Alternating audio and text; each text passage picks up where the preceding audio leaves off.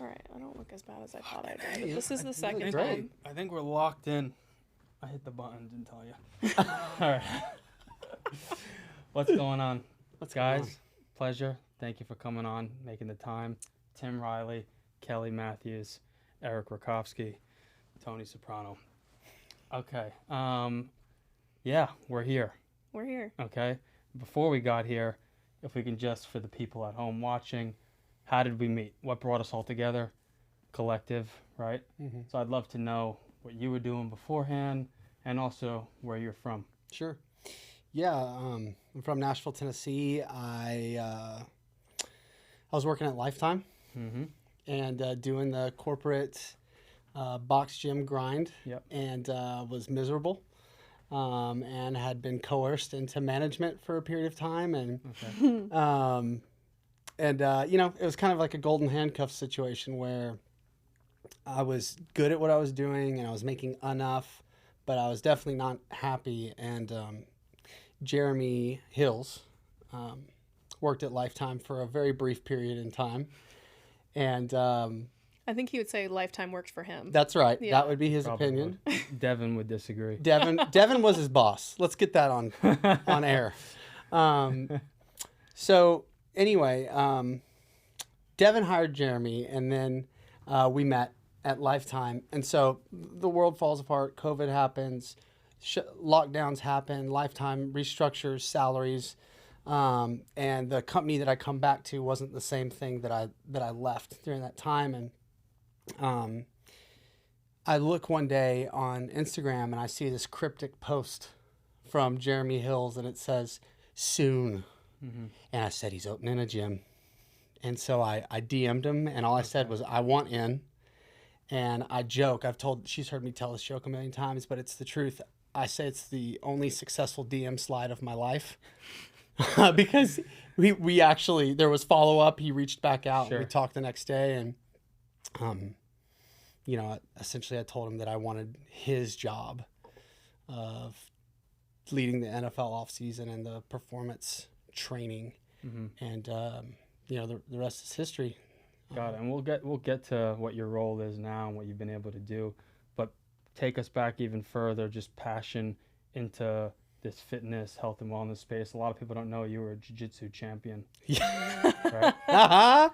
Yes, I was when I was very young. So I've always been active.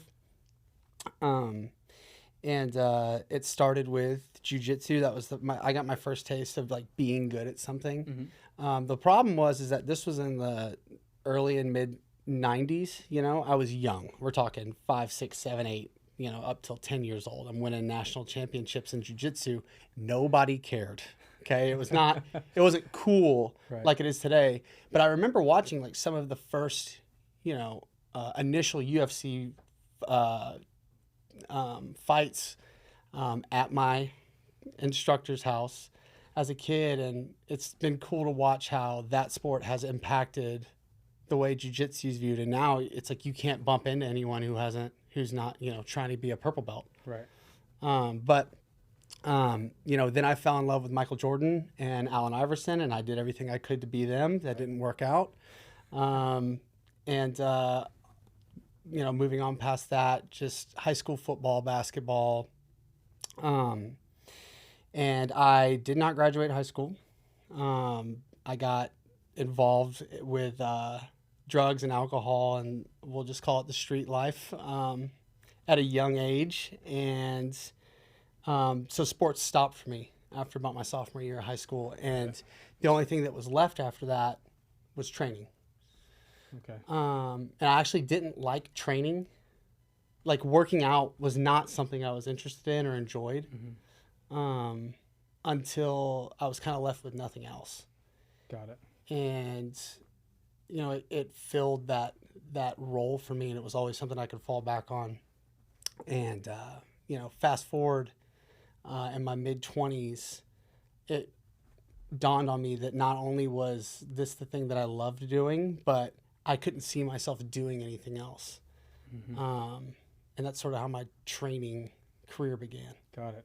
Okay, I'm going to put a pin on that because I want to dive in deep because you're doing some really cool shit now. Kelly, same thing. We met at Collective. If you can just talk to us about how that all kind of started, where you were before. I was nowhere before. I moved from Boston, so the last job I had was in Boston at Equinox. Also living the corporate gym life, the soul sucking. But I also think like you gain so much from experience like that. So like as much as I really hated my life sometimes, I do think that it served me well. When COVID happened and all the gyms shut down, Boston was way more on lockdown than Austin was. And it was when I decided to move because I realized that I wasn't tied to a location anymore. And so when I came down here, I was virtually training all of my Equinox clients just over Zoom, just like sitting in a chair in my kitchen telling them what to do. And I just wasn't ready to go back to in person. Things were still weird. Like some people were working out in gyms, some people weren't. Like it was still just kind of muddy. And I was like making enough money to pay my rent. I would train like 3 people. I would work out for like 3 hours a day, like go to the grocery store, cook myself dinner, take a bath. Like it was actually a pretty sweet life at that time. And then it was just like I was new there and I didn't have a lot of friends and I didn't have a lot of interactions with other people outside of my pets. And so I decided getting a job in person would be the right thing for me to meet new people and just like I miss training people and getting that in-person energy exchange. And there was another gym that I was entertaining that, you know, just it didn't end up being a fit. But I was mulling that over because it really was one of the only options I had outside of going to the Equinox in Austin, which they did call, and I was like, no, no. But yeah, so that other gym was kind of the only option that I had seen. And then one of the girls from Ladder, the app that I coach on now, reached out to me and was like, hey, my friend's opening a gym and they want a coach. Do you want to meet him? And I was like, yeah, sure. And Jeremy and Devin have this whole long story about how they DM'd me and they emailed me and I was the hardest person to get in touch with. And come to find out they're using like Devin's Gmail and like his Instagram that he has like 400 followers. And I was like, what did you think I was going to say? Like, yeah, let me go meet this random guy in a warehouse and see what it's all about. Right. Jeremy never thought it would be valuable to DM from his out. Verified Instagram account.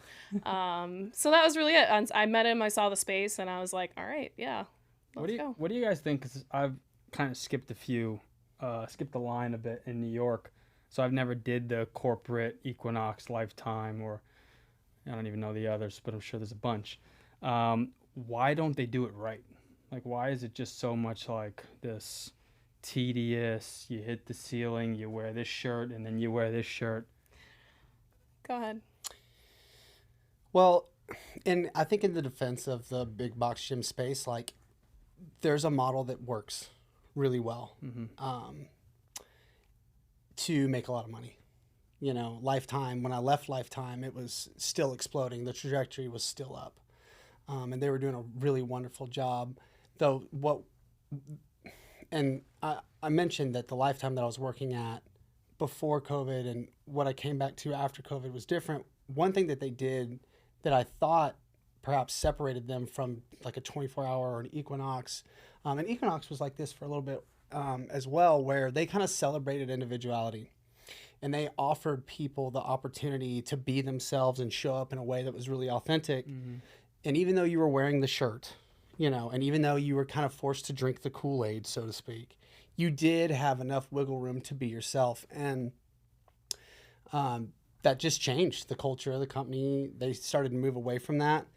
And I think also probably that's part of what was so inviting or exciting about Collective, where it was like this opportunity for me to do me, you know, and I wasn't going to be limited by some sort of structure that I viewed as being arbitrary in terms of a hierarchy of the way things were supposed to be.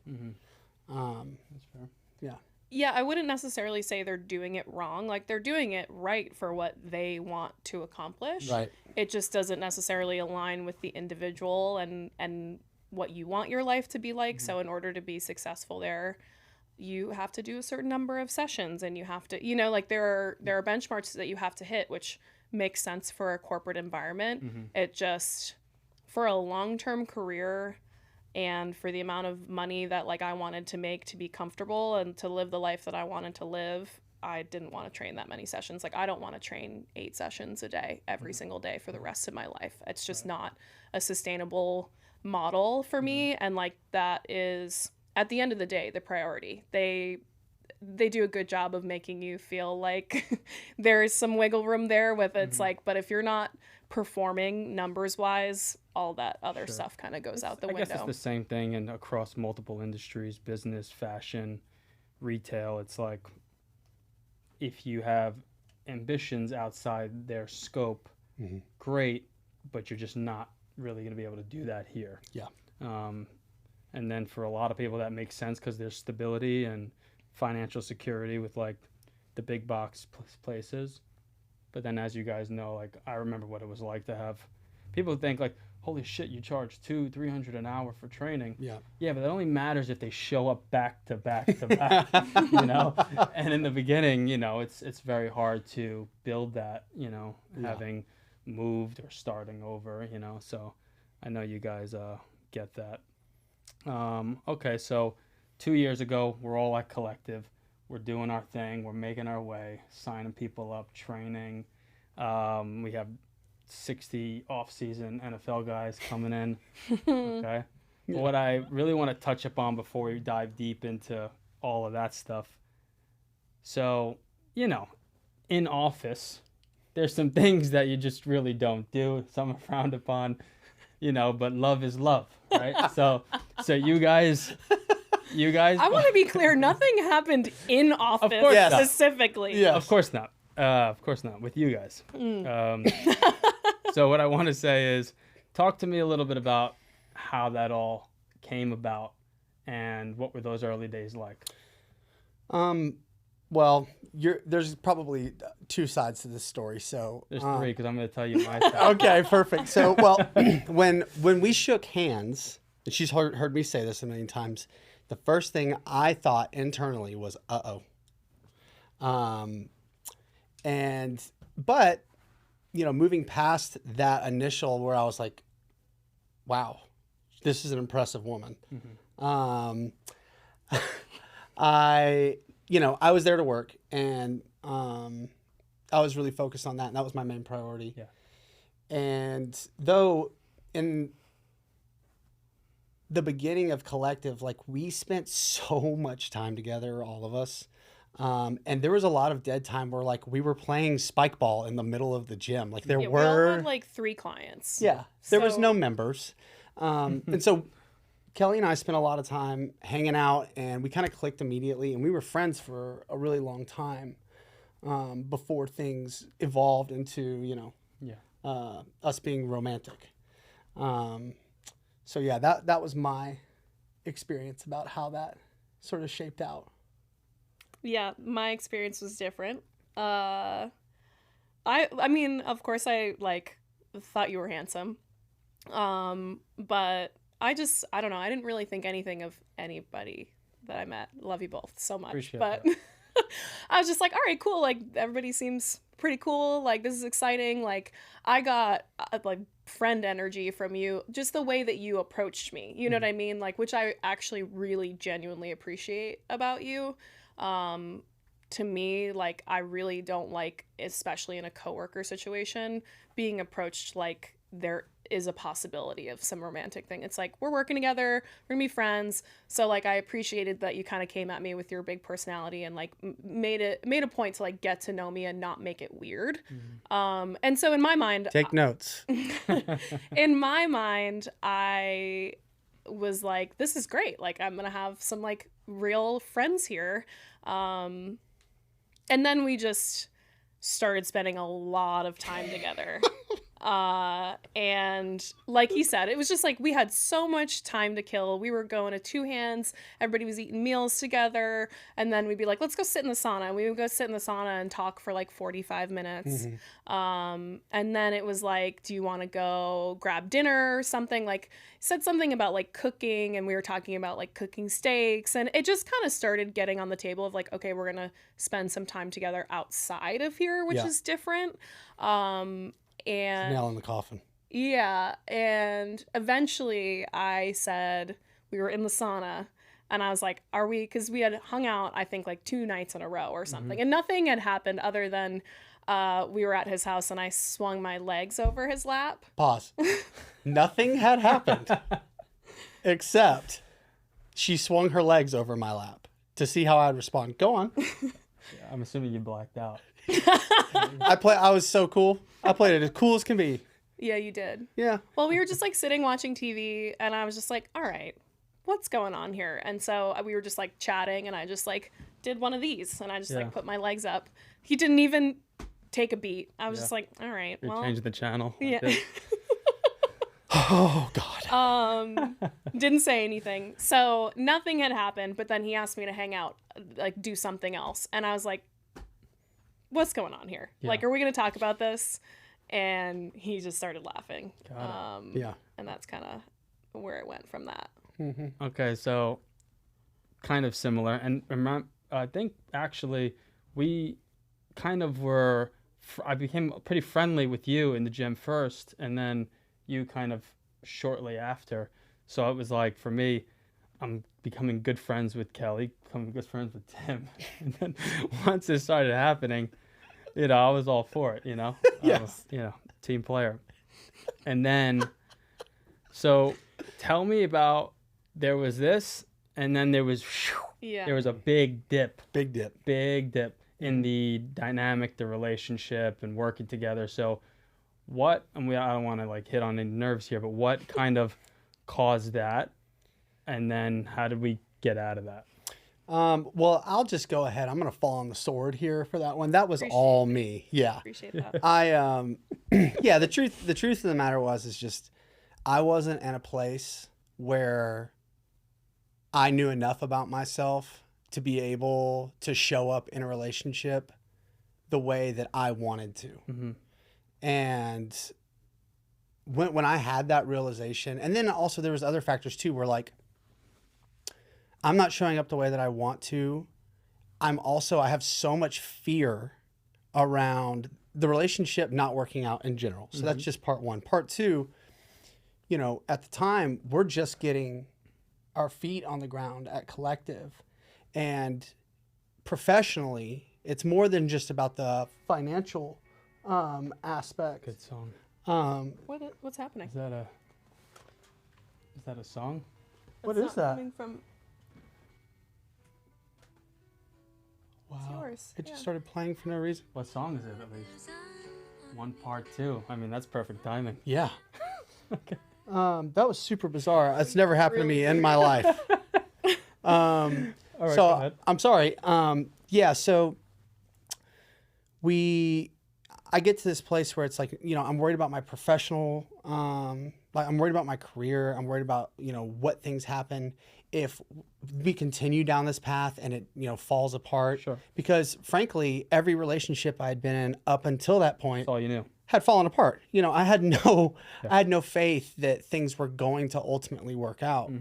And there was a part of me that was really scared to actually take the leap and go all the way in, because I was so afraid of what could happen if it didn't go right. And that put the wedge between you guys at that time. Well, yeah. And so, I ended up breaking things off, and it was, would you say it was mutual, or was it more me? Well, it wasn't necessarily that you were like I'm out. It was like, he just wasn't, like, it was just so clear that like his behavior was not indicating to me that he was wanting to I was a be in disaster. relationship with me. Yeah. Is like, we would make plans and then he'd be like, I can't hang out today. And I'd be like, what the fuck? Like, what's going on here? And then finally it just got to a boiling point where I was like, we need to have a conversation. I was like, this is not working for me the way it is. So like, She's very direct, which I appreciate. Yeah. yeah, it's like the way it is right now, not working for me. So if this is how things are going to be, like, I need you to tell me and we can go from there. And he was like, yeah, I can't, like, I can't go any further. And I was like, okay. I was super hurt by it for sure. Like, I was definitely upset, but it's also, I would so much rather in that moment, like if it had continued down that road, it's like, that's the right thing for him to do. It's not like, let's pretend like things are going to go great and things are going to change. It was the right thing for him to do, to be honest with me. Got it. And then naturally, the next thing that happened was you both got in the best shape of your lives. Yeah. Yeah, we both got severely depressed, and I have this memory ingrained in my head, and I remember grabbing Dev and the guys and was like, "You see what's going on here?" And I was like, "What?" And I was like, "I think you were pushing 1,000 pounds on the sled, So much weight. and you were split squatting probably twice your body weight." And I was just like, "This is the most mental warfare I've ever seen in my life." And you guys were it was amazing. Anyway, with that said, you guys got through it. Yeah. And, you know, I'm sure myself and many people strive to have what you guys have. So it's exciting to see the journey. Yeah. we have the holiday party to thank for that one. Yeah. And really, Kelly's assertiveness, let's be honest. Yeah. That's true. We I hadn't remember that Halloween party. it was South by. South by. It was South by. Oh, yeah, it wasn't the holiday party. it was the And I was party. you and I were hanging out. Yeah, you were a dead man. Yeah, I had no shot. You know, she cornered me. First of all, you knew that I was going to that party.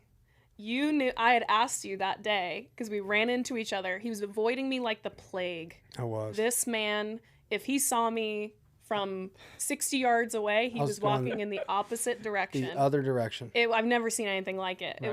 It was a valiant effort, really. But I would also see him like fucking crunching his fists, and like he's just so visibly uncomfortable anytime I was in the room. But we It was a tough happened. time. It was a hard time. He also got his LASIK surgery, and like. Can I tell you a story? Yeah, Let's please. just, during this period of time when we're not talking, and, you know, it's clear to everyone that we're still very much, you know, interested in each other, but there's this distance. And I get LASIK surgery, and it's not your typical LASIK surgery. It's called PRK. If you know, you know. It's the most painful thing I've ever been through. I'm sober. They offered me painkillers. They said there's going to be some discomfort. I said, some. I was like, what? They were like, yeah, some. And I was like, so do I need the painkillers or not? And they were basically like, no. I said, okay, great. Biggest regret of my life. I would have taken those painkillers 10 times out of 10 if I'd known what I was about to go through. Yeah. My eyes, I couldn't open my eyes for 3 days straight. So I'm in my room, all the lights off. I'm hiding under the blanket. My eyes are in so much pain. And not only am I in all this physical pain, but Kelly has just gone on a trip to Mexico with her best friend. And in my mind, I'm just thinking she's out there living her best life. Right. I'm heartbroken. You know, I can't, I hate myself. I hate the world. I can't even see. And I just, it was like this 3 day, it was almost like, you know, how Aaron Rodgers intentionally spent 3 days in the dark, you know, that whole thing on like a spirit journey. I did that. It was not optional though. Right. Yeah. Wow. Horrible. Well, Yep. You got through it. I did. We did. Yeah. But all of it was really, yeah, like I had to be, you wouldn't do any of the work in terms of like making it happen. So like when we first started seeing each other, I was like, what's the problem? Like people date people they work with all the time. What's the deal? Yeah, And I mean, there have been some experiences in the past that I think made him a little bit cautious, which makes sense. And obviously it's not ideal. Like we got a little taste of what it could be like if, you know, we went down that road and broke up and it wasn't good. But I just think it's like you meet people where you spend your time. It is what it is. See, so I just want to, when we first started talking, like, hey, like, do we do this? Do we explore this? She's like, let's just see what happens. Let's just go for it. And I'm like, what? No, Well, I was just like, got think we this is should the best job I've ever I think we had. should just make out. She said, I think we should just make out and see what happens. And I looked at her and I said, see what happens? I'll tell you what happens. I know what's going to happen. We know, you know? Yeah. So, you know, I was definitely more, I was more apprehensive. I get it. Naturally. Like you said, you didn't have really a foundation of good memories or experiences. All right, well, fast forward all this time. Now you guys live together. We do. You guys doing the co-parenting, Yep. which, you know, it's a whole thing, It is. as I know. And, yeah, so that's great. It is. Okay. And, okay, so bring it back. I put a pin in the whole NFL training, your career, and all that. I want to bring it back. So talk to me a little bit about that. First of all, how cool is that you're passionate about something and you're doing it Yeah. almost every day, or especially in season or off season?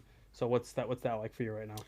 I mean, you know, it's been a dream come true, frankly. And, you know, like coming from where I come from and, you know, some of the life experiences that I've had and some of the lows that I've had in my life, you know, if you had told me even just a month before I slid in Jeremy's DMs that I, you know, in the next 3 years, I would be where I'm at doing what I do at the level that I'm doing it, I would have laughed. I wouldn't have believed you. I would have believed that I could do it. I wouldn't have believed that there was a path to that happening. So yeah, you're right, man. It's, first of all, thank you. But secondly, yeah, it's been nothing short of a dream come true. And it's actually, you know, forced me to reevaluate. It's like, okay, well, I did this thing.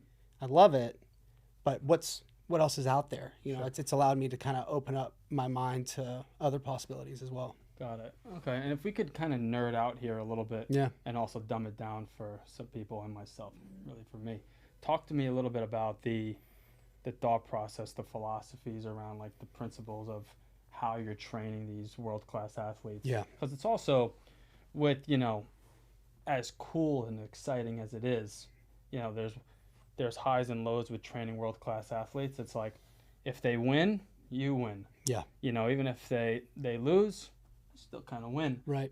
God forbid they get hurt. Right. They look at the trainer, they look Yeah. at this. So it's like, talk to me a little bit about those principles that you go off of to training these guys. Yeah. You know, I've talked about this in the past where what I've come to understand is that my training philosophy doesn't change that much relative to whether someone is in Gen Pop or Micah Parsons.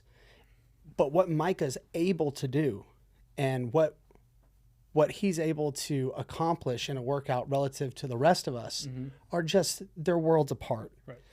And you're right, there is definitely an added level of stress and consideration that goes into, like, there is this thought out there that if someone gets hurt, well, it's the trainer, it's the coach's fault. What I've come to understand is if you're going to take, you know, L's, if you're going to take the credit for when people win, you better be willing to Absolutely. take credit. And I've arrived at this place that's very clear to me that I have never been and never will be the reason why Micah Parsons is Micah Parsons or Bijan Robinson is Bijan Robinson. That's not, I'm kidding myself. I don't have enough power to make or break someone that great. What I'm there to do is to put them in the best position to capitalize on the natural gifts and talents that they already have, and perhaps maybe bring up some of the things that they could improve on if we're nitpicking. Right? So you got like 40, 60 of these guys in the room at sometimes, right? At Yeah. one or another. Talk to me about, like, can you spot right away the difference between the guy that is really hoping to break out this year versus the guy that could do this in his sleep? You know, how do you spot, like, this guy is unbelievably talented but also matches it with the work ethic? It's fascinating because when I first started training, you know, you in your mind you would think the guys that are the fastest or the strongest or the most powerful or can do the most impressive things in the weight room or in training are also always or more likely going to be the guys that are Pro Bowlers, that are making plays, that are doing things that other people, they're just, a step too slow. They didn't make the play quick enough. You assume that, the freaks in the weight room are the playmakers on the field. That is not always the case at all.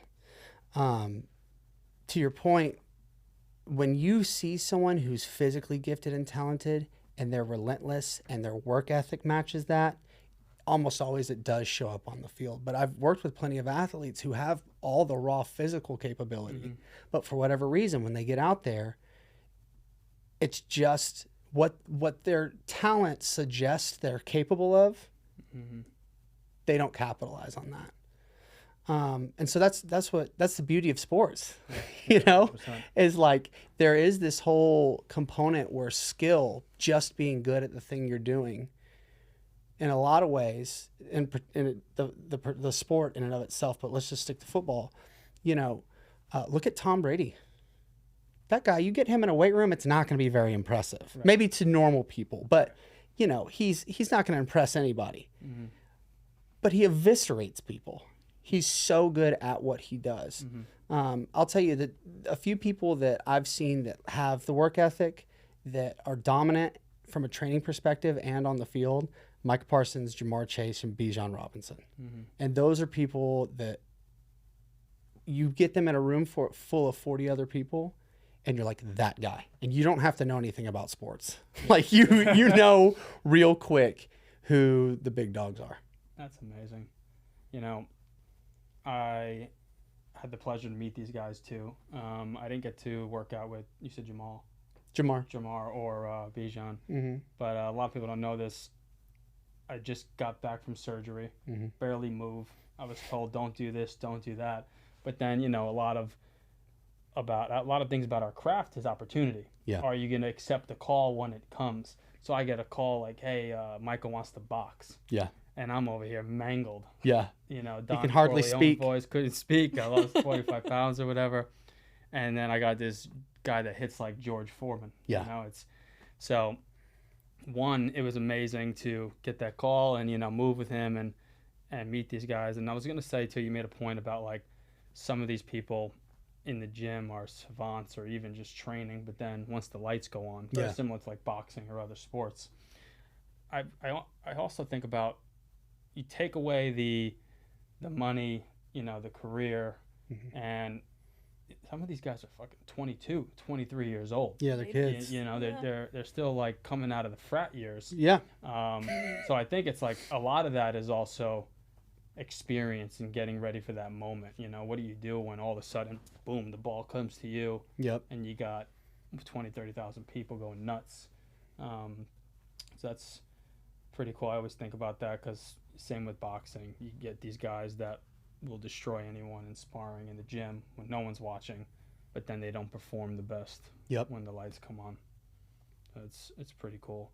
So where are you guys, and Kelly, I want to see where you're at too, but where you're at now with your career, like I know it's in season now. Yeah. How much traveling are you doing with going to these players, or are you? Not much. Not at all right now. I went out a few weeks back and did some work with Bijan.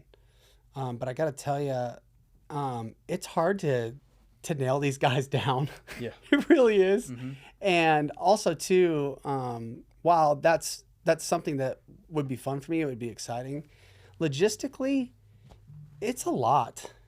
And also week to week, between like injuries and how guys are responding to training or just how they're feeling in general over the course of a season really dictates like what you're able to do. So, I know there are people that make a living out of doing that, flying out and seeing players. I'm not doing that currently. It's certainly something I'm open to, but, going out and being able to do that with Bijan was definitely an eye-opener.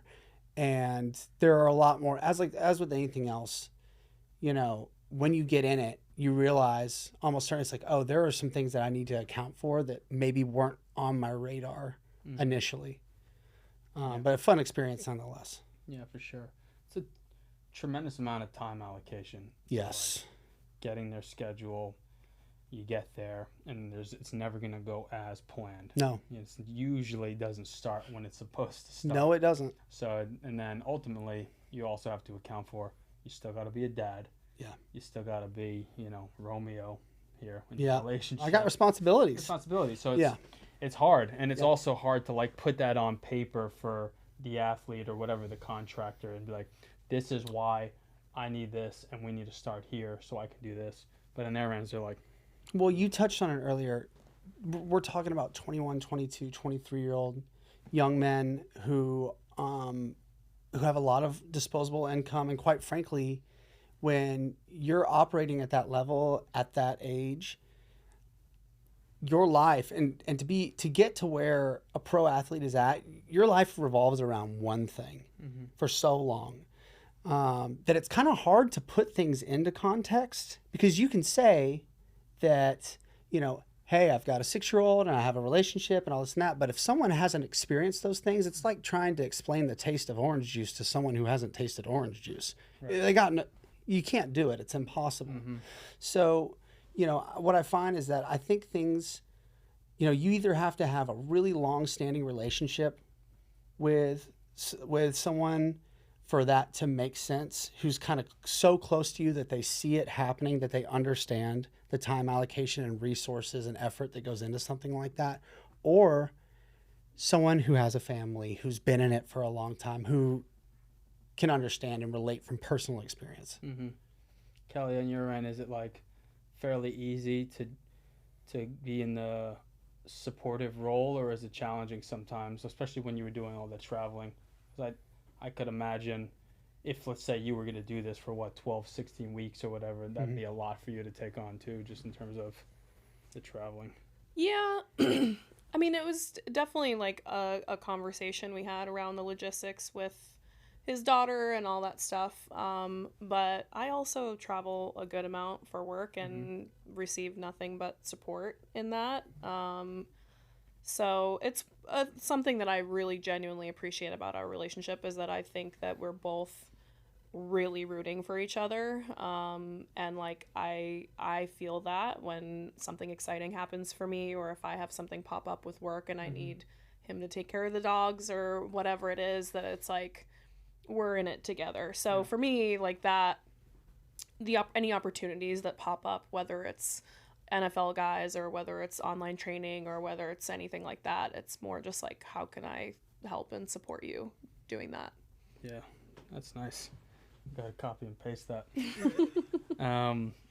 That's really cool. What's going on with work for you right now? I know a while ago when we sat down, Ladder was kind of really figuring out the TikTok algorithm and starting to utilize that as a tool. How's that worked out for you guys?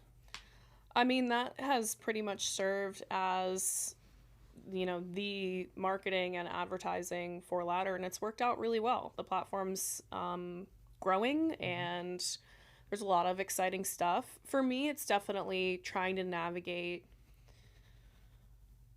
what works and what I want. So in terms of creating my own brand, and where, Ladder and my program falls under that umbrella, it's not the entirety of my umbrella. So figuring out, it's like, okay, I want to grow my program, I want all of these things to work, but I also need to remember that on the other side of this, like, there's just me, and like, I need to be able to represent myself and create content that I like, and do the stuff that I really love to do, and the reason why I started doing this as a career, and making sure that I stay close enough to that I'm still enjoying it. Because as soon as I cross over into that place where it becomes something that I don't enjoy most of the time, it's still work, but like, I want to feel good about the stuff that I'm putting out, about the work that I'm doing. So that's been kind of the thing recently, is like just continuing on this train of growth while staying pretty true to who I am as a coach and a person. Sure. So Ladder's going really well. My team we're creeping up on, I think, 8,000 members. Wow. A lot of strong people out there. Yeah, for sure. It's really fun. It's really exciting to see. And then I work with You're gonna Honor retire Active. soon, pal. Yeah, that's right. That's right. Well, we both are. You got a little piece of that ladder pie, don't you? Yeah. Talk about it later. All right. Shout out Tom. I work with a clothing brand called Honor Active. I've been working with them for like 6 months. That's been fun and exciting for me, just working on more like photo shoots and video shoots and doing things that are out of my comfort zone. And you also did your own pre-workout line with Promix, right? I did. How was that? Great. People seem to really like it. It's done really well. Yeah, I got to formulate it and like choose the flavor and choose the packaging and really have a big hand in actually what the product was. It wasn't just like, let's slap your name on this product that we already had. Yeah. I got to really be involved in the process and create a product that I genuinely use and would recommend for people to use. And that was really fun. So yeah, still working with Promix. What's the thing called that makes everybody jittery with pre-workouts like they used Beta to do? alanine. Beta-alanine. That gives you like the itch. Yeah. The tingles, the face The tingling. tingles. Yeah. Got it. It's the caffeine that gives you the jitters. shakes. Yeah. But it's the beta-alanine. Yeah, where you're like, people are like, my face is itchy Yeah. and stuff. Got it. Yeah. And Promix doesn't have that. No, it does. Mine does. Okay. You want that. You That's want the that. She blood likes flow. that. Yeah, Going. give me something I Get can you a little feel. bit. Yeah. Give you the That's blood nice. flow. That'll give you sweet pumps. Yeah. Love Yeah. the pump. Got Yeah. to. Okay. Very cool. Kelly's, she's fucking crushing it. Yeah. Yeah, she is. I'm her biggest cheerleader, I think. But He is. yeah, it's been watching her when we met at Collective and shook hands. We were, certainly my social following and just where I was and the reach I had and the impact I was able to have and what it is today, drastically different. Her, I mean, my God, it has been meteoric and quite honestly inspiring to watch her grow and just crush the online space. She's got her own freaking pre-workout. Are you kidding me? Really cool. So, I mean, it's been very, she's easy to root for, and watching her stay authentic to her stuff is really special too. So, yeah, man, I just want to brag on her for a little bit because she doesn't do it. She won't do it herself. Yeah, you're both doing, just from the outside in, you guys are crushing it. Yeah. Just even the things you're doing, seeing like the NFL page repost your stuff is probably like, Yeah. holy shit. I mean, like I play it off like it's no big deal, but it's fucking cool. Yeah. Yeah, really it's a fucking big cool. deal. ESPN's DMing me. It's like, can we use this? I'm like, yeah, you better tag me. Yeah. They're like, no problem. Yes, sir. I'm like, all right, Yes. we've made it. Yeah. We made Yeah, it. it's like it's a similar feeling because when we met, like I think you had 2,000 followers on Maybe. Instagram or something, and it wasn't like you were trying to. That wasn't your goal, I think, at the time to have a huge Instagram following. But as it's continued to grow, and you've had, more posts go viral and stuff happen, just the conversations around like it's just a just do it type situation where it's like you have the raw material. Yeah. Like you're training athletes, you know what you're talking about, like you're strong, you're fun to watch workout, so like just keep going. And I think there's just like a level of Keep going. just keep going. That's it. Squat down. Right. It's a certainty that you're not going to get there if anyone quits. So Right.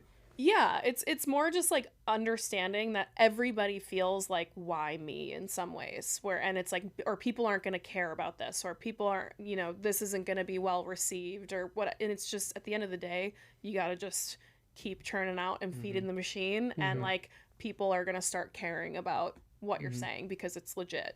And now it's like we're getting to the point where there's going to be an online subscription program. He's like selling cheat code programs every day. It's crushing. Things that like, what I remember when I said like, oh, I'm making X amount from my online programs. And he was like, that's what I want. I want to do that. And like, he's there already. So that's amazing, dude.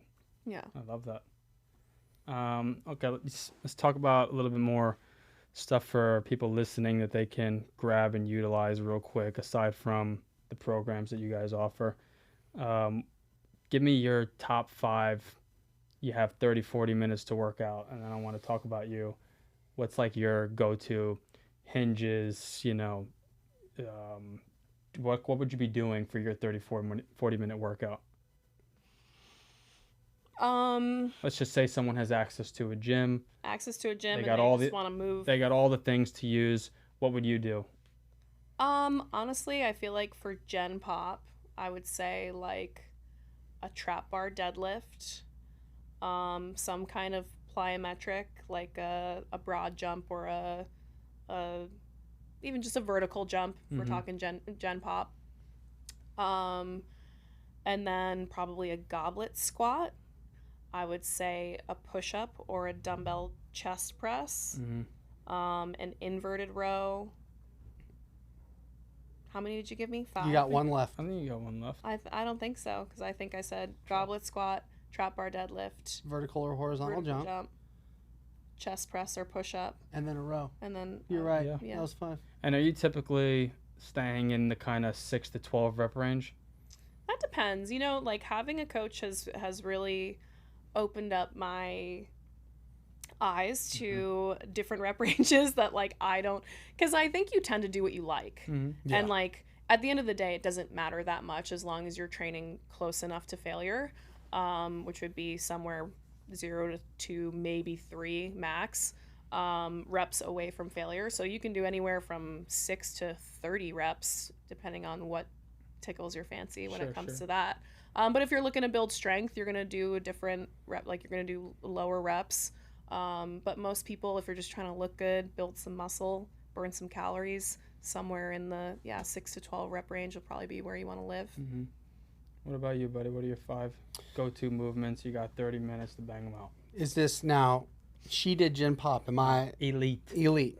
Yeah. So, assuming everything's on the table, then some sort of sprinting, whether you're focusing on max velocity or acceleration. So whether it's short or long distance, prioritizing speed. The next would probably be some sort of plyometric, something like a depth jump or drop jump or hurdle hops. And honestly, I think the best plyometric, if I could pick one, is just a single leg hop. And then you can scale that over time to hop for height or hop for distance on one leg. Very hard. And then the next thing I would do is probably a squat or a trap bar deadlift.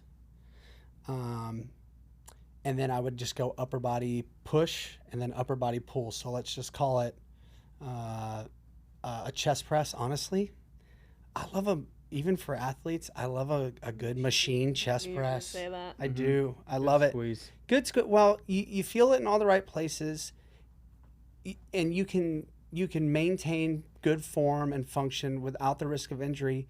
And because it's more stable, you're able to actually exert more force, which is kind of the name of the game. Yeah. In fact, today, Brad Schoenfeld released an article, and he does just fantastic work researching, usually almost always for hypertrophy, but strength and conditioning as well, that it's been clinically proven now that machines are just as effective as free weights for strength and hypertrophy.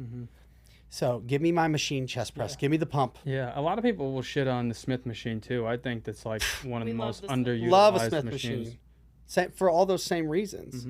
My ability to fucking send it goes up, and my concern about being injured or something going Worrying about balance, worrying about all that's out the window. Yeah.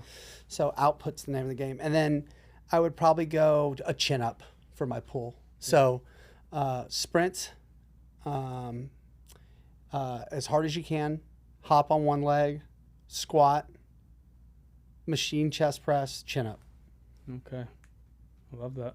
Solid. I might do that today. Yeah, there you go. Add those both. Bing, It's a good bing. little workout. Yeah. Bing, bing. Before we wrap, because I think we've been chatting here for a bit, and I know you got a daughter to pick up I do. soon, and just curious, like, what next, right? I think we didn't really touch upon, and if you're open to it, I'd love to hear, like, a little bit of more about the sobriety. Sure. I had my buddy Alexander Ludwig on here before, TV guy, Vikings, guy's awesome. He's a stud, and touched upon a lot of, like, him going to meetings in the beginning and all that. What kind of caused that spiral for you in those high school years? And I think actively you're still going to meetings, right? Yeah. Yeah, so if you can just kind of like, if you're Sure. open to it, yeah, I'd talk love to me to. a little bit Yeah, about it, because I think it's really helpful. You know, even just you've grabbed me once or twice and you said, "Hey, pal, reel it in," you know, and I think if you whether you have a big substance problem or not, I would say partake in some community efforts, meetings, just to kind of see what's going on, what's out there, and you'll see really quickly like you're not alone and you have support if you need it. Yeah. Yeah, I always I'm pretty much an open book. It's not necessarily something I advertise, but you know, something I'm certainly I enjoy sharing, because hearing from other people is something that helped me get better. And you know, you know, crash course in my life. You know, growing up, childhood was not always ideal. There was every form of abuse you can imagine at some point or another. Split family home, just, it was rough. Okay. And then on my 12th birthday was the first time I drank. It was also the first time where I felt nothing. I didn't have any thoughts bouncing around my head. I didn't have anxiety. I just felt like for the first time in my life, I had a full exhale. And then I immediately got sick, and I missed the birthday dinner my grandmother cooked for me. And so I drank. There were immediate consequences. But the second I had an opportunity to get that feeling again, I did it the exact same way, which is my mom bought us a 6-pack. I begged her to buy me a 6-pack. She did it. My buddy, it's called Woodchuck Daiquiri. Okay. I don't think they make it anymore for a reason. It was disgusting. He drank half of a bottle. I drank 5. And I asked him quickly, and I said, "Why aren't you drinking that?" And he said what most people would have said: "Because it tastes like shit." I said, And you're 13, 14? I was 12. 12, okay. I said, "Give me that." And I finished his. That was a microcosm for the way I liked to drink. What happened when I drank, there was consequences. But yet, any opportunity I got to change how I felt, I took it. And, you know, that over years morphed into not just alcohol, you know. And so, you know, I go through my teenage years getting arrested in and out of juvenile detention. I get kicked out of one high school. I get to another high school. I drop out of high school. I start selling drugs. I start making more money. I can drink and use drugs the way that I like to, because money's no longer an issue. Right. Then I ruin my wallet because of how much drinking and drugging I'm doing. And now now here comes the process of me trying to get my life together. And what that means and what that looks like is me, after being up for 2 days, drinking and partying with whoever, having the conversation like, come Monday, I'm going to fix things with my girlfriend. I'm going to, you know, get my job back, or I'm going to get a job. I'm going to move off my mom's couch. I'm going to do all the things that I really wanted to do. And maybe even for a day or two, I was able to do those things. But inevitably, I would tell myself, I'm just going to go out for one drink. Got it. And it never, and in fairness, sometimes I would do that. But the truth was, Eric, I didn't want to. Fuck having one drink. That sucks. That's alcohol abuse. Yeah. You know, what a waste of alcohol and money.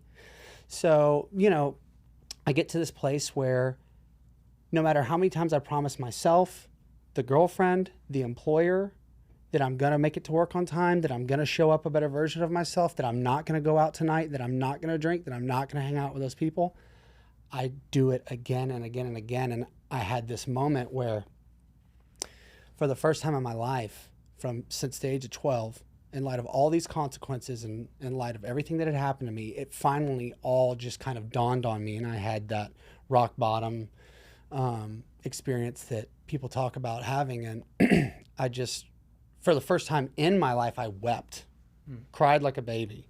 And I remember, you know, I'm not religious, but I remember praying, help me, just help me. I admitted defeat, and something magical happened.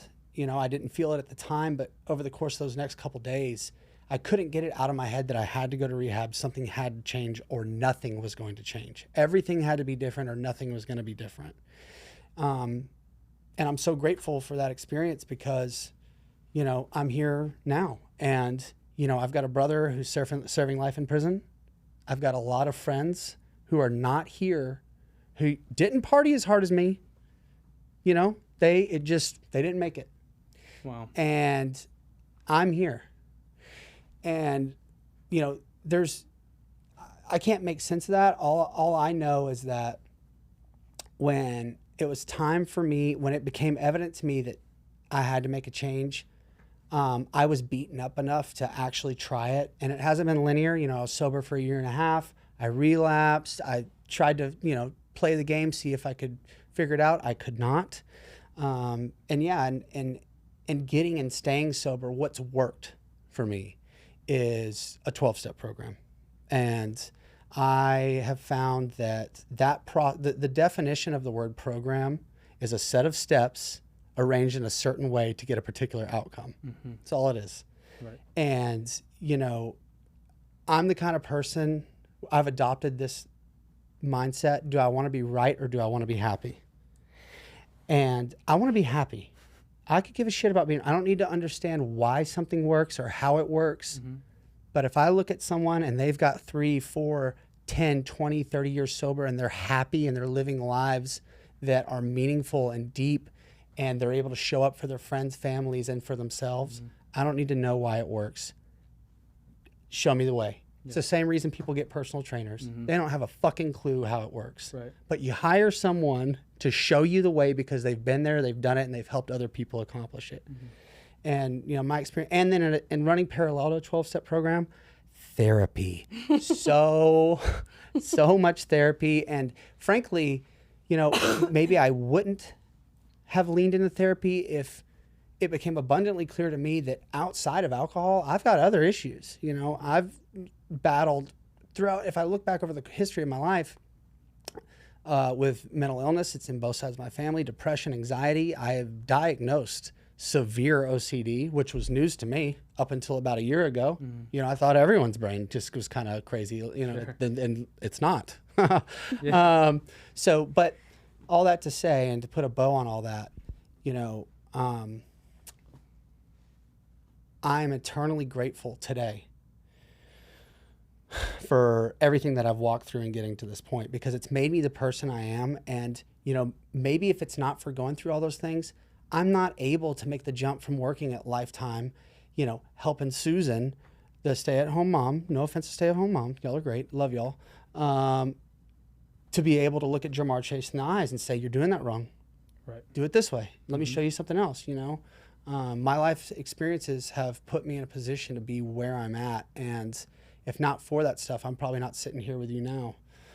So moral of the story is, you know, if I can get over it, anyone out there hearing this, you can too. And, you know, the way I did it was a 12-step program and being willing to pay for therapy and then doing what the therapist says. You right. can't just go in there and say, here's my problems, and then do nothing about it. They give good advice too. Yeah, it takes a village, starting a business or even just figuring out the dark rooms in our heads. You know, it takes a village to help unwind that, guide us, and help us achieve something to be proud of, you know. Mm-hmm. Well, I appreciate you sharing. Yeah. Kelly, I know you're perfect, so we don't got to dive deep into demons with Kelly. No demons over here. Yeah. None. All right. Well, I appreciate you guys. You got anything else for me? No, I appreciate you having us on. You know, I'd love for us to be able to come back on and do this again. This was a lot of fun. Yeah. Good times. All right, so anytime. Well, the biggest part is I got to click this button twice. Yeah. So shut it off. Yeah, shut it down. This is.